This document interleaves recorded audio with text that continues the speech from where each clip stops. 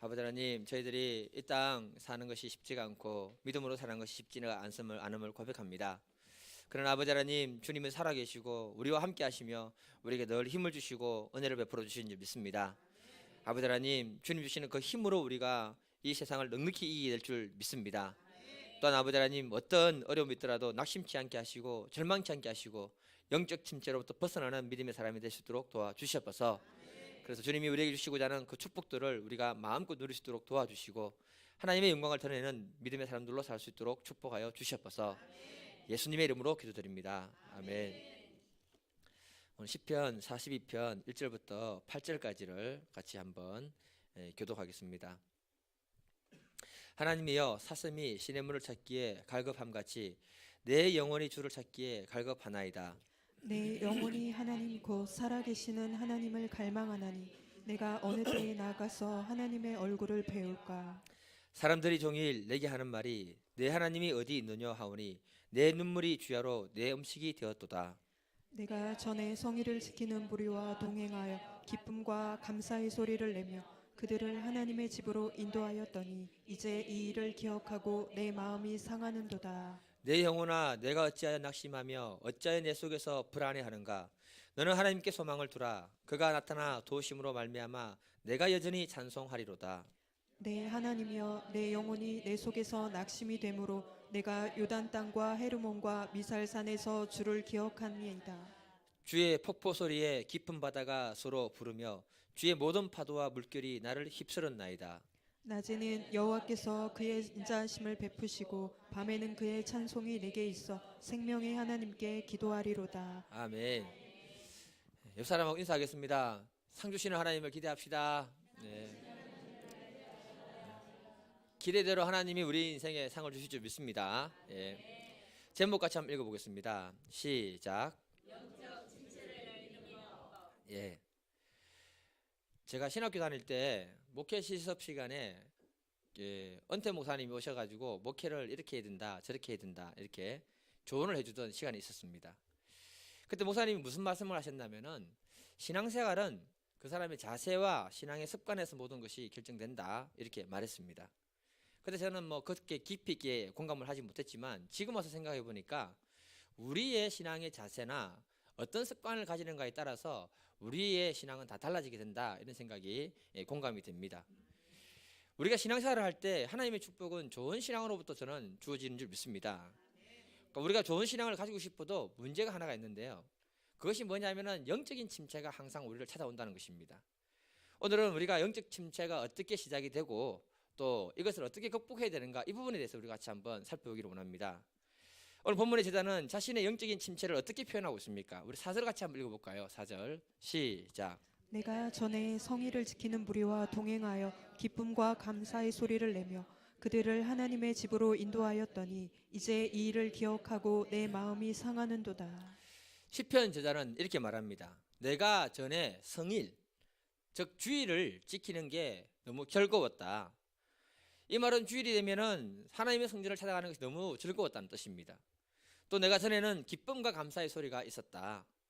이 사람이 영적인 상태가 좋을 때는 그의 입술에 감사가 있었고 그의 입술에 기쁨이 있었다, 이렇게 말하고 있습니다. 또 내가 사람들을 하나님의 집으로 인도하였다. 많은 사람들을 교회로 인도하는 만큼 기쁨이 있었다는 것입니다. 그러니까 그가 영적인 상태가 좋을 때는 하나님의 성전을 찾는 것이 즐겁고 그의 마음에 기쁨과 감사가 있었다, 이렇게 말하고 있습니다. 그리고 영혼을 향한 구원에 대한 불타는 마음도 있었다, 이렇게 말하고 있습니다. 그런데 이제 이 일을 기억하고 내 마음이 상하는도다, 마지막에 이렇게 말합니다. 이 말은 뭐냐면 자기가 영적인 상태가 좋았을 때 누렸던 그 모든 것들을 한번 생각해 보니까 지금은 그렇지 못한 그것을 보고 마음이 너무 아프고 속상하다, 이렇게 말하고 있는 겁니다. 자기 안에 있는 영적인 소원도 잊어버리고 사라져버리고 의욕도 사라져버리고 열정도 식어버렸습니다. 다시 그런 영적인 소원을 갖다가 갈망하고 회복하고 싶은데 안 된다는 거예요. 그래서 너무너무 속이 상한다, 이렇게 말하고 있는 것입니다. 이 말씀을 통해서 우리는 현재 우리의 영적인 상태를 한번 점검해 볼 수가 있습니다. 우리의 영적인 상태가 좋으면 하나님의 성전에 나오는 것이 기쁘고 즐거울 줄 믿습니다. 우리의 영적인 상태가 좋으면 우리의 마음이 기쁨이 있고 감사가 있을 줄 저는 믿습니다. 또한 우리의 영적인 상태가 좋으면 하나님이 우리에게 주시고자 하는 그 사명의 짐도 가볍게 생각하게 될 줄 믿습니다. 그런데 반대가 되면은 내 영적인 상태가 침체되어 있다 이렇게 말하고 있는 것입니다. 시편 저자가 이런 영적인 침체를 맞이한 이유가 어디 있을까요? 7절을 같이 읽어보겠습니다. 7절 시작. 주의 폭포 소리에 깊은 바다가 서로 부르며 주의 모든 파도와 물결이 나를 휩쓸었나이다. 아멘. 쉬운 성경으로 제가 읽어드리겠습니다. 주의 폭포수가 큰 소리를 내며 떨어지듯이 어렵고 괴로운 일들이 계속 나에게 찾아옵니다. 주의 파도와 물을 부수며 파괴하는 소리가 나를 둘러 덮고 있습니다. 무슨 말인가 하면요, 시편 저자에게 계속 어려움이 찾아오고 있다는 것입니다. 너무너무 마음이 힘들다고 말하고 있습니다. 우리가 인생을 살면서요, 어렵고 힘든 어두운 터널을 한번 지났잖아요. 지났는데 다시 내 앞에 어두운 터널이 딱 있다 하면요, 그 사람 마음이 정말 낙심이 되고 힘이 빠지는 것입니다. 내가 정말 힘들게 산을 하나 넘었는데 내 앞에 더 높은 산이 하나 딱 버티고 있으면요,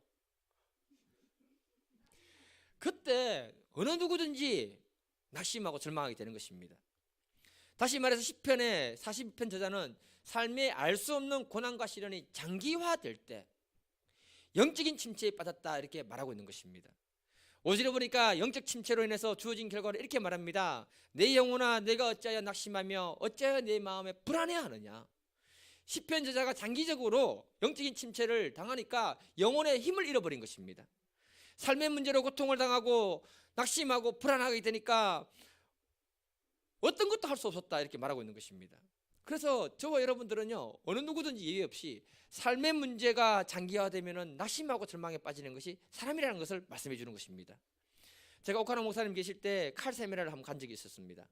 어떤 말을 하셨는가 하면요, 어떤 목사님이 젊은 날 이제 젊은 혈기로 이제 교회를 개척을 시작한 겁니다. 그 지역에 갔더니 벌써 10개의 교회가 딱 버티고 있더래요. 자리 잡은 거죠. 그래서 자기는 믿음이 있으니까 11번째 교회를 하겠다면서 11번째 교회를 세웠습니다.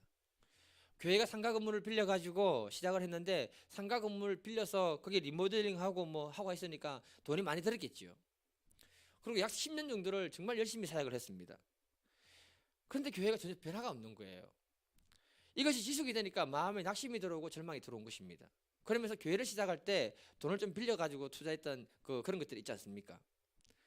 빛에 대한 강한 압박을 받게 된 것입니다. 기도로 해도 응답이 없는 겁니다. 이렇게 됐을 때 이분이 어떤 행동을 취했는가 하면은 목사가 드낮에 교회 골목에서 휘발유를 자기 몸에 뿌리고 자살을 해버린 거예요. ông 목사님은 이분을 굉장히 야단을 많이 쳤습니다. 근데 저는 그때 뭐 전도사 시절이니까 들어보니까 마음이 공감이 가는 거예요. 얼마나 힘들겠는가. 예. 극단적인 선택을 했다는 것이 너무 안타까웠습니다. 어느 누구든지 어려움이 장기화되면 낙심이 들어오고 절망이 들어오게 되는 것입니다. 우리나라 말에 매 앞에 장사가 없다고 했습니다. 누구든지 힘들어지는 것입니다. 여러분들이 늘 불쌍히 여기게 되는 사람들이 뭐냐면은 개척교회 하시는 분들 많이 도와주고 기도 많이 해주십시오. 그럼에도 불구하고 우리들이 어려움이 있을 때는 하나님의 말씀과 기도로 우리가 붙들고 승리할 수 있기를 축복합니다. 혹시 여러분들의 삶에 장기적인 어려움을 겪고 있는 분이 있습니까? 힘을 내십시오. 전능한 하나님이 여러분들을 어려움들을 반드시 도와주실 줄 믿습니다. 여러분 중에 고난당하는 분이 있습니까? 조금만 참으십시오. 그 고난은 반드시 끝이 있는 줄 믿습니다. 여러분 중에 낙심과 불안으로 떨고 있는 분들이 있습니까? 그렇다면 주님이 여러분들에게 강하고 담대한 마음을 주실 줄 믿습니다. 이걸 위해서 우리가 기도를 하고 우리의 영혼에 힘을 줄 수 있기를 주님의 이름으로 축복합니다. 하나님은 우리의 삶을 어려움 속에 계속 내버려 두는 분이 아닌 줄 믿습니다. 우리가 하나님의 음성을 듣고 힘을 내시는 분들이 되기를 주님의 이름으로 축복합니다. 또 우리가 언제 영적인 이 침체가 오는가? 잠언 30장 9절 같이 한번 읽어보겠습니다. 시작. 혹 내가 배불러서 하나님을 모른다 여호와가 누구냐 할까 하오며 혹 내가 가난하여 도둑질하고 내 하나님의 이름을 욕되게 할까 두려워함이니이다. 아멘. 잠언의 저자는 말합니다. 혹시 내가 배가 불러서 내 삶이 풍족해져서 하나님 모른다 할까봐 겁이 난다라고 말하고 있습니다. 우리들에게 영적인 침체가 오는 경우는 고난이 있을 때 오는 경우도 있지만 사실은 우리의 삶이 너무 평안해지고 하면은 영적 침체가 다가오는 경우들이 더 많다는 것입니다.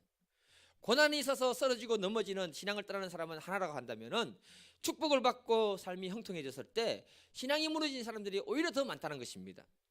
왜냐하면 그때 되면요 기도할 것도 별로 없고 영적인 긴장감도 다 사라지고 있다는 것입니다. 그래서 때로는 적절하게 우리의 삶에 기도 제목이 있는 것이 축복인 줄 믿습니다. 있어야 됩니다. 예. 가장 심각한 것은 뭐냐면은 우리의 삶이 풍족해졌을 때, 형통해졌을 때 하나님에 대한 목마름과 하나님에 대한 갈증이 사라지기 시작한다는 것입니다. 이게 가장 큰 문제라는 겁니다. 인천에 가면은 방주교회 박보영 목사님 계시는데 이분이 은퇴하셨더라고요. 이분이 집안이 3대째입니다. 3대째. 아시는 분도 있겠지만은 이분이 외아들로 태어났습니다. 예, 인천의 박보영 목사님 있습니다. 예. 목사 아들로 태어났는데 교회에서 너무 많이 싸우는 걸 보면서 상처를 받으면서 교회에 하나님이 없다라고 하고는 예수를 안 믿게 된 거예요. 그리고 이분이 의사가 돼가지고 돈을 많이 벌었습니다. 39살 때까지 돈을 많이 벌었습니다. 이분의 간증을 들으면 너무 신기해요. 이분 초청하고 싶은데 잘 안 되네요. 예. 중요한 건 뭐냐면은 이분이 하나님을 만나고 나서 자신의 모든 재산을 다 팔아서 교회 개척하는 사람, 기도원, 그다음에 가난한 사람에게 다 나눠주고는 목회를 시작한 거예요. 예, 이렇게 하는 분은 특별히 어조사 있는 사람입니다. 다 그렇게 하는 게 아닙니다. 예. 또 똑같이 목사 보고 따라하라면 곤란해요. 목회를 시작하면서 13년 동안 버려졌던 아이들하고 노숙자들하고 같이 살았던 겁니다. 지금 또 20몇 명의 애들하고 같이 살고 있는 거예요. 그러니까 이분이 13년 동안을 매일 간절함으로 일용할 양식을 주도록 기도하면서 하나님이 공급하시는 것으로 먹고 살면서 아이들을 갖다가 먹였다고 했습니다. 먹을 것이 없을 때는 아이들을 다 산에 데리고 가서 간절함으로 금식 기도한 거예요. 날마다 기도를 하니까 날마다 하나님이 먹을 것을 때 맞춰 주시는 놀라운 은혜를 많이 경험했다고 이렇게 얘기하고 있습니다. 근데 어느 날 일용할 양식을 구했는데 하나님이 너무 많이 주신 거예요. 누가 교회에 헌금을 하고 갔는데 수표를 하나 하고 간 거예요. 수표로 보니까 동그라미 너가 너무 많은 거예요. 동그라미를 보니까 1억을 누가 하고 간 거예요. 놀라는 척 하셔야 됩니다. 예. 그러니까 너무 기뻐서 애들 불러놓고 먹고 싶은 게 뭐냐? 피자 사주고 치킨 사주고 애들 막 먹였다고 합니다. 그리고는 또 혼자 기도회로 산으로 올라갔습니다. 근데 문제가 뭐냐면은 기도는 하러 산에 올라갔는데 이전처럼 간절한 기도가 안 나오는 거예요. 왜요? 사람이 배가 고파야지 기도가 간절하게 나오죠. 1억 원이 있으니까 기도가 형식적인 기도가 되더랍니다. 하나님을 간절하게 안 찾더래요. 그래서 하나님께 회개 기도를 하고는 바로 내려와가지고 그동안 사용했던 돈을 보니까 9,800만 원 정도가 남아있는 거예요. 선 줄 알았죠? 200만 원밖에 안 쓴 거예요. 참. 그래서 헌금했던 사람을 다시 불러가지고 이 돈 다 가져가 주십시오. 왜 그랬을까요? 돈이 없을 때는 간절함으로 기도할 수 있었기 때문에 그때 영적인 침체가 안 왔다는 것입니다. 하나님을 날마다 뜨겁게 만나는 그 기쁨이 그 사람 마음에 충만했다는 것입니다. 그래서 돈을 돌려줘버리고 하나님을 뜨겁게 만나는 그 길을 선택했다고 말했습니다. 참 특이합니다. 예. 오늘날 대한민국을 한번 보십시오. 점점 기도가 죽어가고 있습니다. 과거 우리는 먹고 살기 힘들 때는요, 교회마다 철학 기도할 때 꽉꽉 찼고요, 기도원마다 꽉꽉 찼습니다.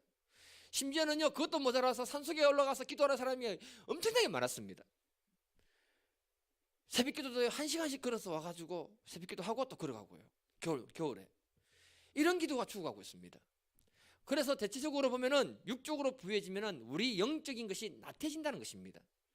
이게 무서운 것이라고 우리에게 말하고 있는 것입니다. 그래서 계시록을 보게 되면은 사대 교회와 이 라오디게아 교회에 대해서는 주님이 책망하시는 것입니다. 계시록 3장 1, 2절을 보면은 주님이 이렇게 책망합니다. 내가 내 행위를 아노니 내가 살았다는 이름을 가졌으나 죽은 자다. 하나님 앞에 너의 행위에 온전한 것을 찾지 못했다. 하나님은 그 시대에 사대 교회가 황금이 많이 나오는 지역이기 때문에 부자였습니다. 이때 주님이 그들이 육으로 바뀌면서 하나님에 대한 갈망도 사라지고 영적으로 가난해지는 것을 보면서 그들을 책망했습니다. 계시록 3장 17절도 보면은 너희들이 차지도 않고 뜨겁지도 않는 그런 신앙을 가졌다, 이렇게 책망하고 있습니다. 우리가 이 땅을 살아가면서 육의 것이 풍성한 삶을 사는 것도 필요하지만 우리의 영혼의 침체기를 가져온다면 당연히 경계해야 되는 것인 줄 저는 믿습니다. 우리는 세상의 부귀영화를 하나님보다 더 사랑할 수 있기를 축복해 드립니다. 우리는 이 땅에 살지만 늘 하늘 수만을 가진 사람으로 살아야 할 줄 믿습니다. 말 잘못했습니까? 우리가 이 땅에 살지만 하늘 부귀영화보다 하나님을 더 사랑하는 사람으로 살 수 있기를 바랍니다. 예. 말 잘못했군요. 그러니까 우리가 육적으로 부유해지면서도 영적으로도 부유해지는 믿음의 사람이 되기를 축복합니다. 그러면 우리가 또 어떻게 해야 이 영적인 침체를 벗어날 수 있을까? 4절을 한 번 더 읽어보겠습니다. 4절. 네. 시작. 내가 전에 성의를 지키는 무리와 동행하여 기쁨과 감사의 소리를 내며 그들을 하나님의 집으로 인도하였더니 이제 이 일을 기억하고 내 마음이 상하는도다. 시편 저자는 현재 자신의 영적인 상태를 잘 인식을 하고 있습니다. 과거에 주일 성수하는 것이 기뻤고 기도하는 것도 기뻤고 내 입술에는 기쁨과 감사가 있었다. 또 사람들을 하나님 집으로 인도하는 것도 기뻤다. 그런데 이제는 그런 영적인 소원이 사라졌다. 스스로 문제의식을 가지고 있다는 거예요. 이게 중요한 것입니다, 여러분. 우리들의 현재 영적인 상태를 내가 바르게 인식할 수 있다는 것, 이게 복입니다, 여러분. 그때 다시 하나님을 갈망하고 찾을 수 있는 영적 소원이 생기게 되는 것입니다. 우리의 모든 문제의 중심에는요, 항상 나라는 존재가 있다는 생각을 가질 수 있길 바랍니다. 나라는 사람으로 인해서 문제가 생긴다고 인식을 하게 되면은 어떤 문제든지 쉽게 풀어갈 수가 있습니다. 예를 들면 인간 갈등이 하나 생겼다고 하겠습니다. 그 문제를 누가 일으킨 것이라고 생각하면 됩니까? 내가 일으킨 것이라고 생각하시면 됩니다. 그러면 그 문제 해결하는 방법이 너무 쉽다는 거죠. 그런데 대부분의 사람들은 너 때문에라고 하잖아요. 예. 그러면 좀 문제 해결이 어려워지는 것입니다. 이와 같이 나의 개인의 영적인 문제도 나의 문제로 인식을 해야 한다는 것입니다. 그러면 그 문제 해결이 너무너무 쉬워지기 시작하는 겁니다. 시편 저자는 자신의 영적인 침체 현상을 자기에게 찾고 있습니다. 그리고 현재 자기의 상태가 어떻다는 것을 말하고 있는 것입니다. 이런 인식이 있었기 때문에 영적인 침체를 벗어나기 위해서 그가 시편 42편 1, 2절 보니까 사슴이 시냇물을 찾기에 갈급한 것 같이 자기 영혼이 주를 찾기에 갈급하여 하고 있다, 이렇게 말하고 있는 것입니다. 하나님 나를 만나주세요. 갈급함으로 하나님 찾고 있는 것입니다.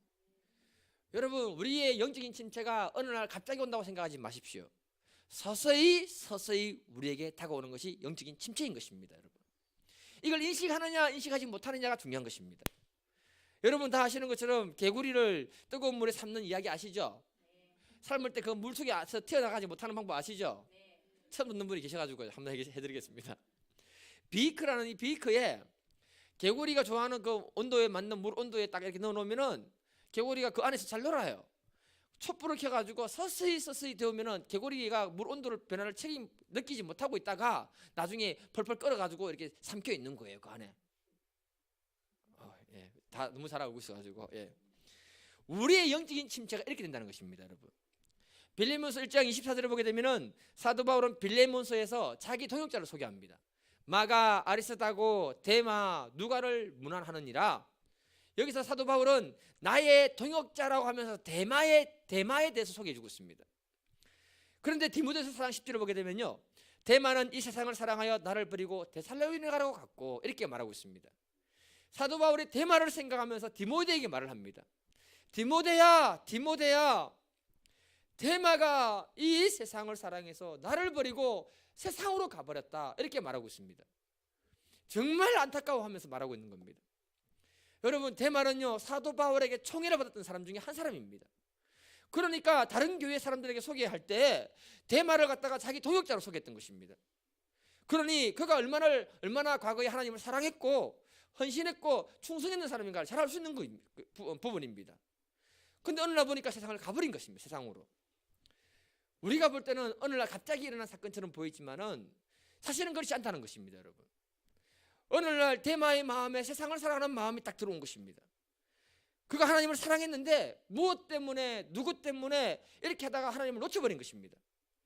그때 자기 문제를 빨리 인식을 하고 하나님께로 돌아갔다면은 문제가 없는데 인식을 못하고 그 시기를 놓쳐버린 것입니다. 세상을 사랑하는 그 마음이 작은 암세포처럼 그의 마음에서 자라기 시작하다가 자기를 돕는 사도 바울이 로마 감옥에 들어갔을 때 그때 그는 세상으로 떠나버린 것입니다, 여러분. 그의 영적인 침체기가 서서히 진행이 되다가 어느 날 결정적인 순간에 그가 믿음을 떠나버리고 말았다, 이렇게 말씀하고 있는 것입니다. 우리 주변을 한번 살펴보십시오. 이런 신앙인들이 굉장히 많습니다, 여러분. 그래서 처음에는요 누구 때문에 무엇 때문에 해서 교회를 한두 번 빠집니다. 한두 번 빠지면요 양심의 가책을 받아요. 맞지요? 안 빠져보는 분들밖에 없으니까 모르잖아요. 여기는 빠지면 양심의 가책을 딱 받아요. 그런데 어느 날부터는 교회 가는 것이 불편해지기 시작합니다. 안 가는 게 편해요. 희한해요. 예. 그러면서 점점 신앙을 잃어버리는데 불신자가 딱 됩니다. 재밌는 건 뭐냐면은 예수를 전혀 안 믿던 불신자들은 핍박을 해도 모르니까 대충 핍박을 하는데, 이 사람들이 불신자가 돼가지고 핍박을 하면 엄청나게 핍박을 해요. 교회를 너무 잘하는 거야. 그런 분들 보신 적 있습니까, 여러분? 예. 이게 무서운 영적인 침체라는 것입니다. 사도 바울이 디모데에게 이 얘기를 해준 이유가 무엇이겠습니까? 너도 조심해라.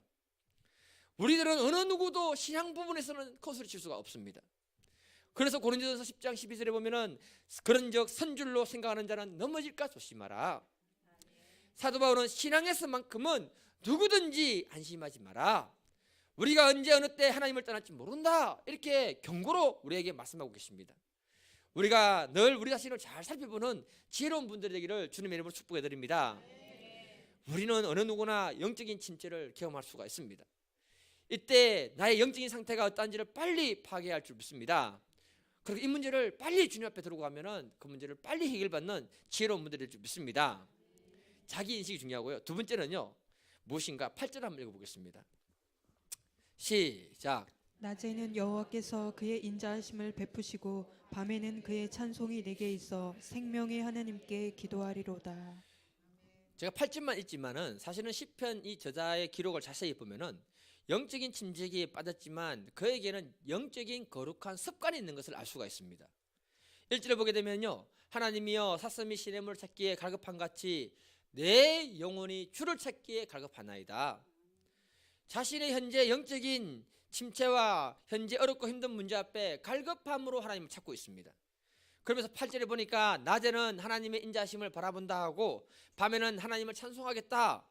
그러니까 밤낮으로 생명 걸고 하나님 앞에 기도하겠다, 이렇게 얘기하고 있는 것입니다. 오늘 본문의 말씀을 보게 되면요, 시편 저자는 과거에 거룩한 영적 습관을 가지고 있었던 사람인 것을 충분히 우리가 이렇게 잘 추정할 수 있습니다. 그런 과거에 은혜를 베풀어 주신 하나님을 만나기 위해서 그 하나님 있는 장소로 가겠다, 이렇게 말하고 있는 것입니다.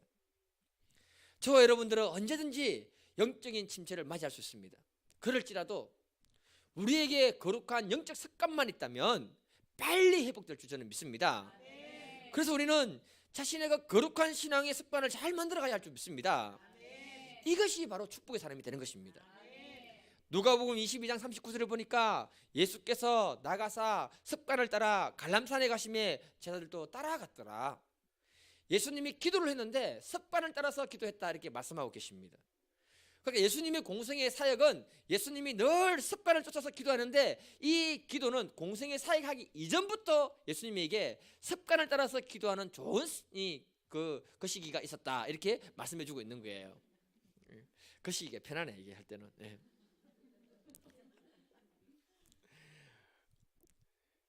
그래서 우리가 이 습관이라는 게 너무너무 중요한 거예요. 습관은 제가 관성의 법칙이라고 했는데요, 관성의 법칙은 이걸 갖다가 하나 던지면은 마찰력이 없을 때 계속 그걸로 가고자 하는 성질입니다. 그러니까 좋은 습관만 하나 만들어지면은 좋을 때든 나쁠 때든 계속 그렇게 하려고 한다는 거예요. 이게 습관의 힘입니다, 여러분. 손양훈 목사님이 사역했던 애양원으로 가게 되면요, 그 지역에 거룩한 습관이 있습니다. 그게 뭐냐면은 약 100년이 넘도록 그 교회는 12시만 되면 종을 땡땡 친대요. 그러면 그 시간 딱 되면요, 종소리 듣고 사람들이 하던 일을 다 내려놓고 나라와 민족을 위해서 기도한다고 합니다. 오늘 저녁에는 기도를 같이 좀 해야겠습니다. 예. 그걸 100년이 넘도록 했습니다. 100년이 넘도록. 그래서 그 마을에서는요, 그 지역에서는 종을 쳐도, 교회가 종을 쳐도 아무도 시끄럽다 말 안 합니다. 여기서 종 치면 큰일 나겠죠. 예. 근데 재밌는 건 뭐냐면은 과거에 밭을 갈 때 소들이 밭을 갈았잖아요. 맞죠? 12시 가서 종이 땡 울리면 제일 먼저 쉬는 동물이 소입니다. 소. 종소리 딱 듣는 순간에 기도하는 시간이라고 소가 딱 멈춘다. 그 자리에 멈춥니다. 사람도 그 시간에 서서 기도하고 소도 그 시간에 서서 기도를 하는 거예요. 이렇게 좋은 습관이 사람에게만 생기는 게 아니고 짐승에게도 동일하게 그렇게 나타나더랍니다. 그러니까 거룩한 습관을 한번 만들어 놓으면은 사람부터 짐승까지 그렇게 좋은 습관이 이렇게 계속 흘러가게 만들어 준다는 거예요. 그 이영규 선교사의 내려놓음이라는 책을 보게 되면은 몽골 사역을 할 때 이런 에피소드를 얘기하고 있습니다. 한 소녀가 소를 지키다가 소를 잃어버렸어요. 소를 잃어버린 소를 찾다가 그만 주일인 것을 깜빡한 거예요. 깜빡. 그런데 주일인 것이 다시 생각나가지고 늦게 교회를 찾아갔습니다. 가서는 주님 늦게 와서 미안합니다 이렇게 얘기하고는 소 좀 사주세요, 소 좀 보내주세요 기도를 한 거예요. 몽골에서 가난한 사람에게 소 한 마리는 전재산이라고 얘기합니다. 그러니까 한참 기도하고 있는데 나중에 소 울음소리가 귀 밖에서 들리는 거예요. 나가보니까 자기 소가 와 있는 거예요. 항상 그 남의 거니까 그죠. 예. 그래 잃어버린 소가 이렇게 서로 돌려달라고 기도했더니 하나님이 뭐 보내주신 걸로 저는 생각이 됩니다만은, 예. 제가 볼 때는 이 소녀가 늘 주일만 되면은 예배드리러 갔거든요. 소도 그때 예배당으로 따라왔던 거예요. 항상 따라왔던 거예요. 예. 그러니까 예배당으로 이 소녀가 가버리니까 주인이 안 보이니까 어디로 왔다? 예배당으로. 사람이 거룩한 습관을 가지니까 소도 거룩한 습관을 가진, 그게 바로 관성의 법칙인 거예요. 한번 좋은 습관을 만들어 놓으면 늘 그렇게 행동하는 게 사람이고 짐승입니다. 제가 산을 다니면요, 짐승은 자기가 다닌 그 길이 있어요. 항상 그 길만 다닙니다. 그것이 올가미 지나면 잡히는 거예요. 네. 그래서 우리가 거룩한 영적인 습관을 잘 만들어갈 수 있기를 주님 이름으로 축복합니다. 에베소서 4장 22절 24절 한번 읽어보겠습니다. 22절 24절 시작. 너희는 유혹의 욕심을 따라 썩어져가는 구습을 따르는 옛사람을 벗어버리고 오직 너희의 심령이 새롭게 되어 하나님을 따라 의와 진리의 거룩함으로 지으심을 받은 새 사람을 입으라. 아멘. 바울이 말합니다. 우리의 욕심을 따라가면서 형성된 옛날의 습관을 벗어버리라. 우리의 영적인 침체는 과거 육신이 요구하는 옛날 습관을 따라가기 때문에 영적인 침체가 생기는 것입니다. 이걸 과감하게 벗어버리라. 그리고 우리의 심령에 새롭게 되어서 하나님을 따라서 의와 진리의 거룩함으로 새로운 사람을 입으라. 우리가 새로운 사람을 입는다는 것은 새로운 영적인 좋은 습관을 우리가 가지게 되는 줄 믿습니다. 그러면 우리의 영이 건강해지고 하나님이 우리를 만들어가고 사용하게 믿습니다. 그래서 성경에 보게 되면요, 복을 받았던 사람들이 정말 거룩한 영적인 습관을 가지고 있다는 겁니다. 우리가 다니엘서를 다 봤잖아요. 다니엘은 하루에 3번씩 좋은 기도를 하는 기도의 습관을 가진 사람이었습니다. 그래서 그는 위기 때의 그 위기를 넘어갔던 믿음의 사람이라고 말하고 있습니다. 다윗을 보시면요, 시편의 많은 부분을 다윗이 기록했습니다. 다윗은 기도하는 좋은 습관을 가지고 있었습니다. 그래서 그는 환난과 절망에 빠졌을 때 기도로 빠져나왔습니다. 그리고 기도로 승리한 사람이 바로 다윗입니다, 여러분. 시편 5편 3절 여호와여 아침에 주께서 나의 소리를 들으리니 아침에 내가 주께 기도하고 바라리이다. 다윗이 아침에 일찍 일어나서 기도했다고 합니다. 여러분, 기도하고 하나님을 바라본대요. 바라본다는 말은 하나님이 그 기도에 응답하실 것을 자기가 바라본다는 것입니다. 이런 좋은 습관을 우리가 가질 수 있기를 바랍니다. 지금 우리끼리 있는 분들이 있기 때문에 제가 노골적으로 이름 거론하면서 얘기해도 되겠죠. 예. 여러분, 습관은 일단 무조건 좋아야 됩니다. 우리 장영희 어머니 보시면요, 참 귀한 게 뭐냐면 타 종교에 매우 심취했던 분입니다. 열심을 가지고 신앙생활을 했어요. 타 종교에, 과거에. 근데 이분이 예수를 믿고 방향을 딱 전환하니까요, 얼마나 기도를 열심히 하고 신앙생활을 열심히 하는지 모릅니다. 아멘 안 하세요? 예, 진짜 그래요. 이분이 타 종교를 섬길 때 형성된 그 좋은 습관이 예수 믿으니까 그대로 이렇게 오버린 거예요. 그래, 부처를 믿더라도 좀 그렇게 믿어야 되는 거야. 예. 우리 우송자 씨 나중에 아주 멋진 신앙이 될 거 저는 믿습니다. 예. 얼마나 열심을 가지고 있는지 몰라요. 예. 그러니까 부처한테 기도하는 좋은 습관, 부처한테 예배드리는 좋은 습관이 예수 믿고 난 다음에 주님께로 바로 돌아서 버리잖아요. 대박입니다, 대박. 예. 제가 역도 선수들을 인터뷰하는 거 들으면서 귀한 깨달음을 얻었는데요. 역도 선수들은 자기 몸무게 몇 배를 들어 올리잖아요. 이 사람들은 무게의 그 민감함 오차를 정확하게 안다고 합니다. 만일에 자기가 항상 들어 올리는 그 무게가 있는데 거기에 볼펜 하나를 올리면 못 들어 올린대요.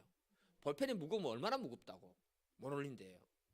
그러니까 그만큼 그 무게에 민감하게 반응하는 사람들이 역도 선수라고 합니다. 근데 이들은 늘 운동을 하잖아요. 운동을 하니까 때로는 감기도 걸리고 또 몸살 날 때도 있지 않겠습니까? 슈퍼맨도 아니고. 예.